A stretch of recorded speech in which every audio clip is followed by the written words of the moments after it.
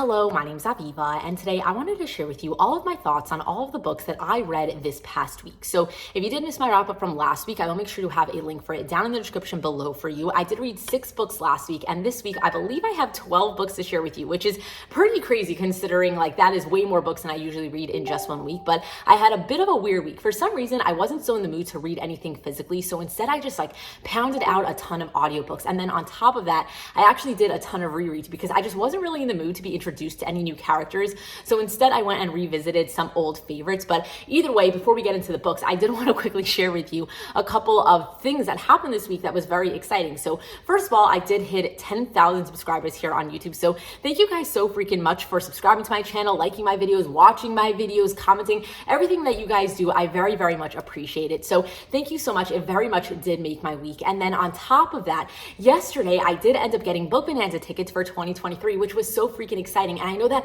a ton of people didn't get them, and I feel so bad for anybody who might not be able to go, but there's still tickets out there, and some people might still get them even if they didn't get them. But thankfully, I was lucky enough to get them in the time that they went on sale. So I was very, very, very happy about that. And then on top of that, also, I woke up this morning and Mariana Zapata had secretly released a new book. It's called like When Gracie Met the Grump or something like that. And it's not available physically yet. So I'm trying to figure out how I could read it via ebook because I'm not really like, very familiar with Kindles or anything like that. But it is now out, and that really, really made my day this morning. So I'm in a very, very good mood. But before I can go and read my new Mariana Zapata book, I do have to share with you all of the books that I've read. So let's get into that. First up this week, I did read Shattered Sea by Catherine Cowles. So I did read this book physically, and I had received an ARC of it earlier this summer when I met this author at Book Bonanza, and it did finally come out this week, I believe on Tuesday or something. So that is kind of why I wanted to read it, so I could share with you all of my thoughts on it. And thankfully, I really did enjoy it, and I would definitely recommend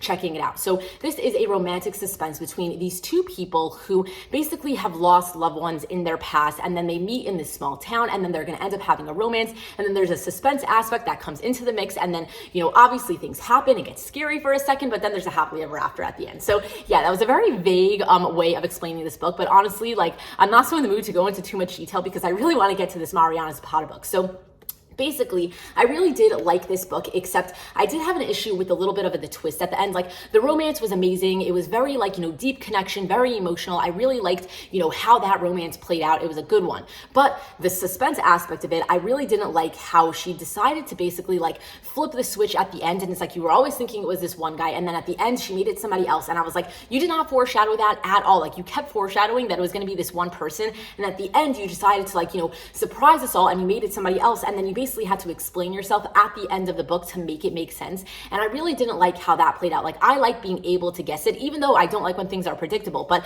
I really didn't appreciate how it made no sense that this person was the one who was ending up being the responsible party for the first 80% of the book. And then it basically just kind of ruined the last 10% of me, trying to explain herself away on why it was this person. So wasn't a fan of that. And I did also feel like there was a couple of things that weren't fully closed off. Like, at the beginning of the book, we start off where this guy is coming to town because, he's running away from the paparazzi because he's a famous actor, and, his girlfriend just died. So whatever, yada, yada, yada, things are happening. And he's kind of there for a project. And then it kind of fizzled out the idea of why he was actually in town, halfway through the book. Once the romance started picking up and the suspense started picking up, I feel like there was some stuff about him of why he actually started coming here that didn't end up getting closed off. And there was just a couple of things, small details like that, where I feel like it wasn't fully flushed out, all of the ideas that we started with finishing up at the end of the book. But all around the board, I did end up giving this book a 4 stars because it was a really, really great time. I had a great time reading it. I loved the romance. The suspense was good, even though I didn't like the twist at the end. And basically, I would recommend reading this book. So it is a new release, and if you did want to check it out, I would highly recommend giving it a shot. So yeah, that is Shattered Sea by Catherine Cowles. And then happens to be after that, I did read A Blind Side by Candy Steiner, which I was very excited to read. I was looking forward to this book for a very long time, and I'm very happy to say that it did not disappoint. So this is a college football fake dating romance, very similar to The Deal by Elle Kennedy. If you were a fan of the Off-Campus series and you really liked the first book in that series, I would highly recommend giving this one a shot. You're basically following this guy who his girlfriend recently broke up with him, and he's on the football team, and he's not doing very well. And then there's this girl who is like a virgin. She's very prude, very shy, very quiet, and she basically has a crush on this guy. And this guy that's on the football team basically decides to proposition her and being like, look, I will help you get the attention of this random guy that you're crushing on in exchange for you fake dating me and trying to get my ex jealous so that I can win her back. So very classic fake dating scenario. It was a really, really good time. I happen to have really thought that even though it was a very basic storyline,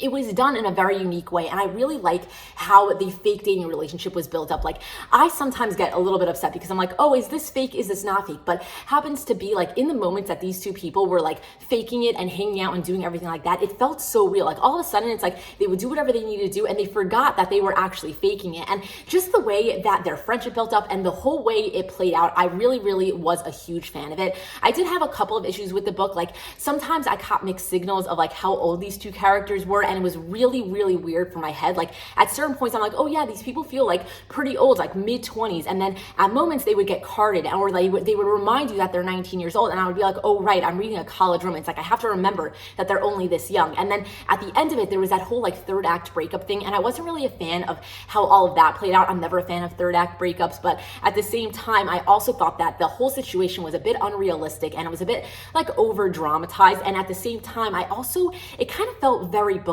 Like sometimes a book really feels like it was a book, like it was written as a fictional book, and the ending of this book very much felt like that it was just like, I don't know, a bookish moment where the rest of the book could kind of feel like it was just like a story you were reading, you know, like yeah, it's a fictional story, but it was just a story. But the ending kind of like stuck out to me as something a little bit different, and I didn't really like it. But the ending, like the real happily ever after ending, that was a good time. So all around the board, I think I gave this book like maybe a 4.25 stars because I really did enjoy it, but it wasn't like perfect all the way through. So whatever. Anyway, yeah, that was my thoughts on Blindside by Candy Steiner. But anyway, after that, the last physical book that I ended up reading this week, I actually DNF'd, and that is Beautiful Graves by LJ Shen. So this is actually an arc of the book. The book doesn't technically come out until October 4th. And unfortunately, this book did not really work for me. And I wrote a very spoiler-filled review on GOODREADS for this. So therefore, I'm not going to share my thoughts here because, you know, everything that didn't really work for me in this book is very much a spoiler. If you're not familiar, it's like a love triangle with like an enemies to lovers vibe and like a lot of interesting things going on, but it also was insta-love, and that was one of like my big things that I didn't like about it that I could share with you that isn't spoilery. But basically, I'm just gonna say that I DNF'd this book. It hasn't come out yet, but if you are interested in giving it a shot, then I recommend checking out possibly my GOODREADS reviews if you don't mind hearing any spoilers for it. So I will have that linked down in the description below so you can check it out in case, you know, you wanted to hear a little bit more about this one. But yeah, unfortunately, it did not work for me, but I still am really grateful that the author reached out to me to send me an advanced copy of this book. So thank you so much for that if you do end up seeing this. Hopefully you don't, because I didn't want you to know that I DNF'd it. But yeah, unfortunately, it did not work out for me, and my personal taste in reading just did not flow with this book. So anyway, yeah, that was Beautiful Graves by LJ Shen. But anyway, after that, the rest of the books I'm going to share with you today are all of the ones that I read via audio, and a lot of them are rereads, but not every single one of them. But first, let me share with you what I have been slowly starting over, I guess, the past week, my Harry Potter reread. So technically, I don't even know if this is considered a reread because I have not read this series since I was like 12 years old, but I'm considering it a reread because technically my eyes have read the pages on these books, but not in a very long time. So either way, this week I did end up getting through the first 3 books in the Harry Potter series. I just decided that I wanted to like revisit them for some reason, and I am happy that I was doing that, except I didn't, I guess, remember so much how on point the movie adaptations were to the books, at least the first 3. Like, I do remember that as you get later into the books, like more and more details are going to start to not show up in the movies, even though they're in the books. But happens to be the first 3 books were so similar to the movies that, yeah, I did enjoy rereading them, but I also feel like I didn't necessarily have to reread them to want to reread, like, you know, the later books in the series, because I remember that book 6 was always my favorite. So I really wanted to go and reread that one, but why would I just reread one? I'd go and reread the whole series. So I am enjoying my reread of it because I'm a really big fan of the movie adaptations, but there's not a lot of differences between the books versus the movies. So therefore, I'm just like, you know, I'm just rewatching the movie in my head for the millionth time. But it's still a good time, and I did make it 3 books into this series this week. So yeah, that is my progress for the Harry Potter reread that I've been doing, and hopefully next week I will get a little bit further into the series. So yeah, that is that. And then happens to be, I did listen to this book via audio for the first time, and that is The Shadow Between Us by Trisha Levenseller. So this book has been on my TBR for like 2+ years, and I knew that I was just never going to pick it up physically, so I decided to listen to it via audio, and I'm actually very happy that I did that because I do do think that if I read it via like my physical copy, I wouldn't have enjoyed it as much. But because it was via audio, it's like I wasn't like as invested in the story, and I was just like here for a good time. And therefore, I did thoroughly enjoy my time listening to it. But I do think that it wasn't like a perfect story overall. It's kind of like a fantasy romance where this girl is going to try to like seduce the king and then go and kill him so that she can take his place. So it's very filled with like politics and like, court intrigue, whatever you want to call it. And it is a very interesting story. Like there was a lot of different type of things going on in this book than I've seen in a general like fantasy book, fantasy romance book, whatever it is. And I liked the ideas of the story, but I think that it could have been a little bit thicker, a little bit more flushed out. Like specifically the whole thing with this king having these very interesting like shadow powers. Like I was so interested in like what his abilities were, and I feel like we never got that much detail to it. And like also the whole political aspect of the book, like that was very interesting to me, but I feel like everything could have used a little bit more. So it really wasn't a bad book, at least in my opinion. Like I had a solid time reading it, but I did notice that it wasn't perfect, and it could have probably been like double the size and I wouldn't have complained. So basically I did read this. I finally got it off my TBR. I'm very happy about that. And it wasn't a horrible read. So yeah, that was more or less my thoughts on The Shadow Between Us by Trisha Levenseller. But anyway, after that, the rest of the books I'm going to be sharing with you are rereads for me. And the first one I have is The Spanish Love Deception by Elena Armes. So if you saw my wrap up from last week, then you know that I had read The American Roommate Experiment, and I really was not a fan of it. I didn't like it for a lot of reasons, but happened to be at the time that I read this book, like right when it came out, I don't know, a year or so ago, I really was a very big fan of it. And I kind of wanted to revisit it to see if it's like, did I have just an issue with The American Roommate Experiment, or was this book actually as bad as a lot of people say it is, and I just didn't notice it because I wasn't very picky at the time that I read it. And I happen to think that it is a little bit of both. First of all, I do think that this book in general is better than The American Roommate Experiment. Like I think the foundation for this book, like the literal like basis of the story, is much better than the basis of the story for American Roommate Experiment. Just the way that like this book plays out versus how that book plays out, and like, I don't know, the general like, things that happened in this book was better than things that happened in that book.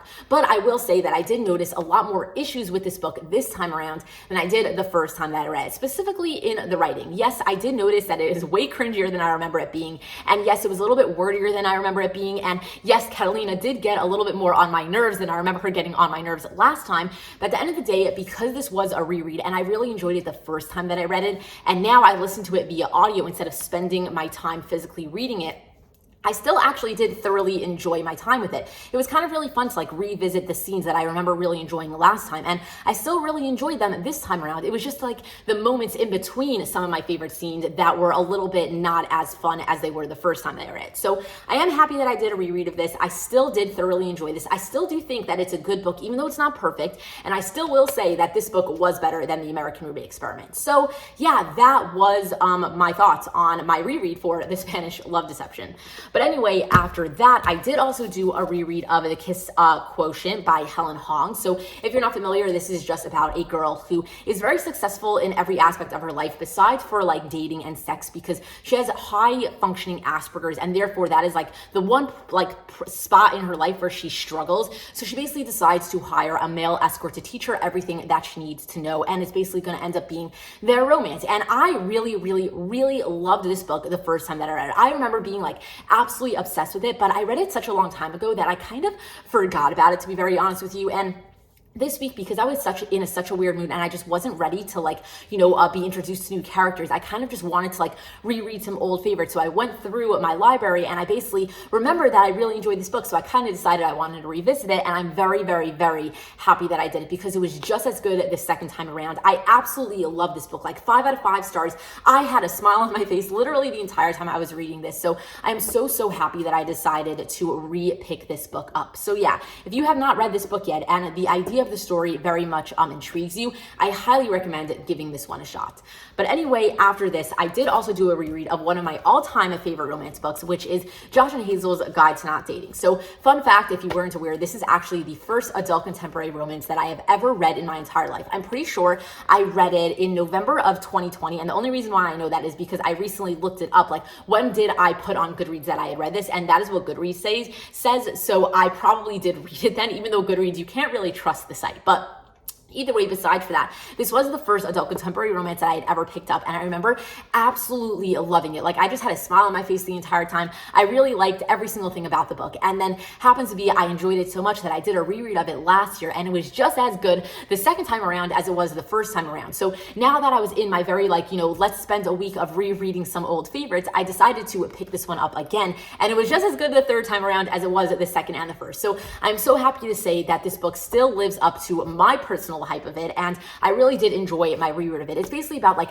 this quirky girl who ends up becoming best friends with her best friend's brother, and then basically they're going to go on a bunch of double dates together, like set each other up on dates, and then they're obviously going to end up falling for each other instead of falling for the dates that they got set up on. So it's a really, really fun time. It's a very quick, easy read, and even though there is a trope at the end of it that I'm usually not a fan of, this is literally my one exception. Like, I think that if the trope that happened at the end of this book happened this way every single time, I wouldn't complain about the trope. So I do think that this is an exception that I can make for one of my all-time most hated tropes, and that is just another reason why I absolutely love this book. So basically, if you haven't read this book yet, I highly recommend it because I've read it 3 times already. So that is really saying something. So yeah, that is Christina Lauren's Josh and Hazel's Guide to Not Dating.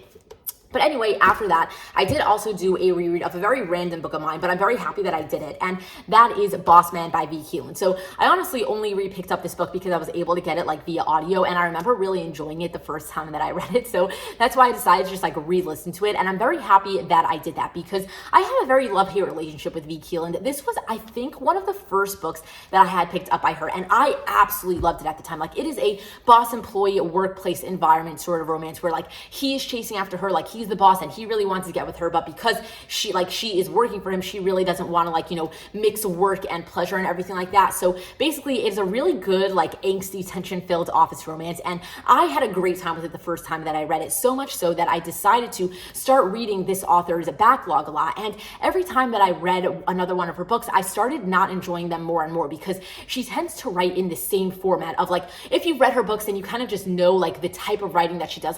She lays out her books in a specific way, and at the same time, I wasn't sure if I was just getting used to the type of layout and therefore I wasn't enjoying her books the more and more I read them, or if each book wasn't as good. And that's kind of why I decided to revisit this book and see if it was the book or if it was me getting sick of her style. And I think that it was a little bit of a mix of both of those things, but I still think that this book was absolutely amazing. So I'm just really happy that the second time around it was just as good as the first time around. So I don't know if you really understood my thought process of what I was trying to explain there, but basically I really enjoyed my reread of it. And if you have not read this book yet and you're into boss employee office romances, I highly recommend giving this one a shot.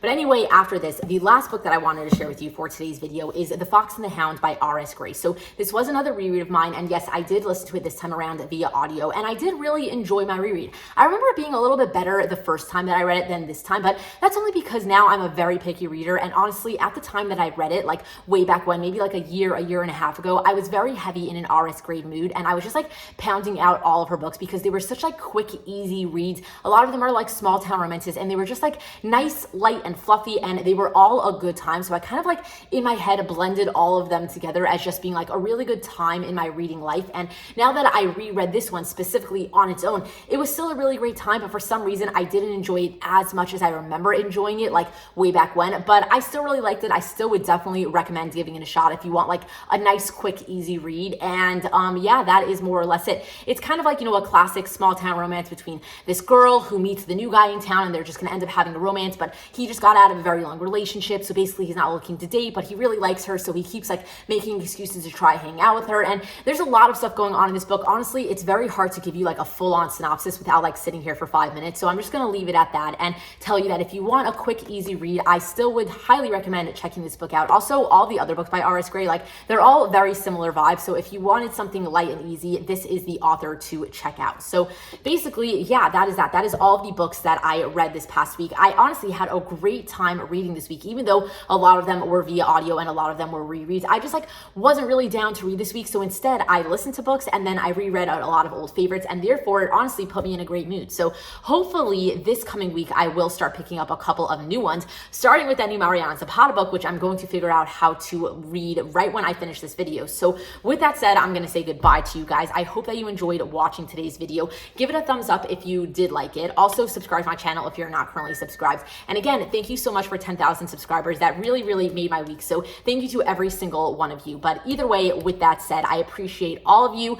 for watching today's video, for subscribing in general, liking my videos, commenting, everything along those lines. Thank you, thank you, thank you. And until next time, enjoy reading.